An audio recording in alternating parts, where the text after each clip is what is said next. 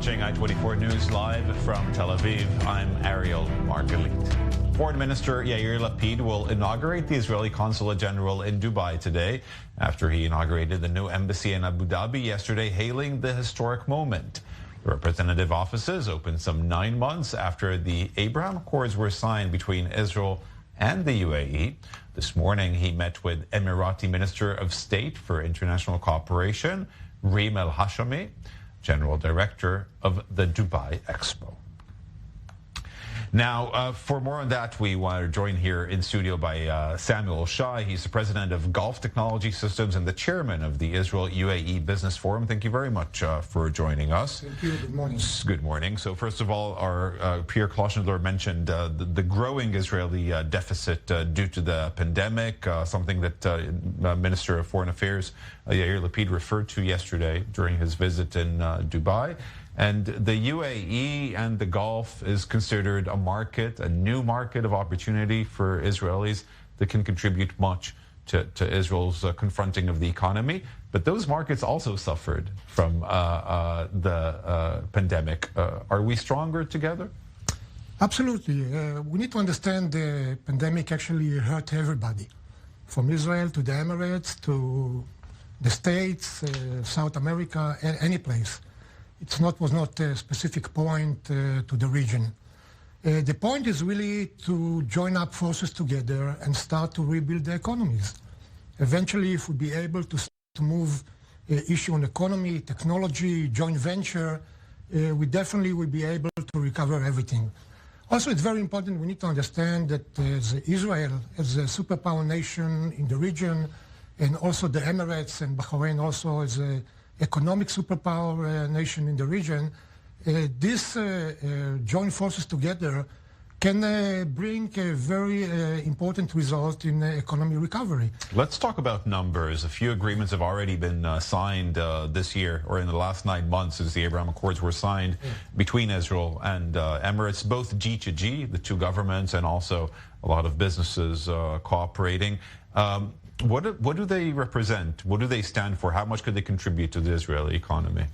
Well, so far, as I call it, the MOU, the understanding between the two governments was on paper only. Eventually, unfortunately, there was not any really diplomatic and political engagement between the two countries. Yesterday, it was actually the first time when the Minister Lapid went to the Emirates and signed the economic agreement and things start to move. Hopefully, the Prime Minister will go also to Abu Dhabi and actually sign the peace agreement between the two countries. From this point, I think things will move very fast. There will be a lot of benefits. Things will start to move. There are many, many joint ventures. There are many cooperation between the two states.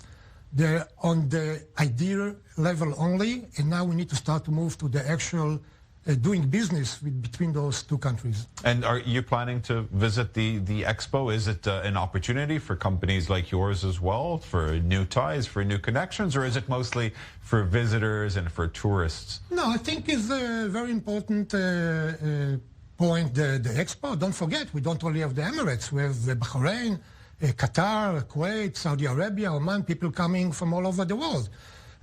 The Emirates have the point to design and establish a vision to be like a World Trade Center for businesses in Dubai. And the expo is the first step. Eventually, a lot of people will come. Unfortunately, last year, because of the COVID, nothing happened. Hopefully, it will happen this year. We don't know. We see all the changes and the problem.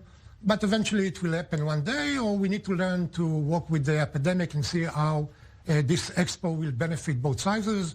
There's a lot of virtual technology, some other ideas, so eventually something will happen. I imagine that you've been back and forth with Dubai and the Emirates quite a few times this last year, considering your position. What have you personally learned so far? Well, we need to understand it's a different cultures.